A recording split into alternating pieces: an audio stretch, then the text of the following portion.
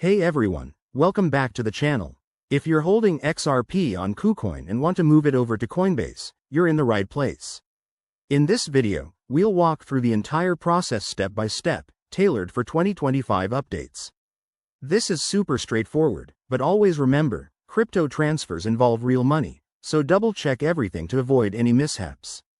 Let's dive in. First things first, make sure you have accounts set up on both Kucoin and Coinbase, and that you've enabled two-factor authentication for security.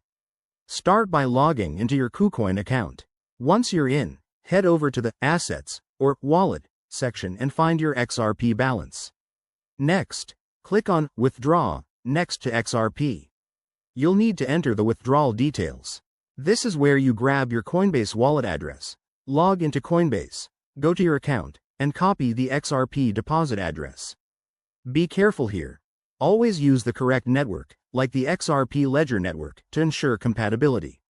Paste that address into the Kucoin withdrawal form, then enter the amount of XRP you want to transfer. Don't forget to check the network fees. They can vary, so aim for a time when fees are low to save some cash. Review everything one last time, then hit Confirm to initiate the transfer. You'll get a confirmation email or notification. Keep an eye on that. Now, switch over to Coinbase. Go to your dashboard and check the Assets section for incoming deposits. It might take a few minutes to a couple of hours for the XRP to show up, depending on network congestion. Once it's there, you're all set. A quick tip.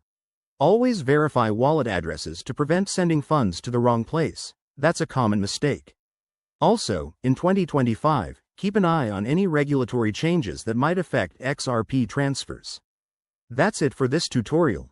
If you found this helpful, hit that like button, subscribe for more crypto guides, and drop a comment below if you have questions. Thanks for watching, and happy trading.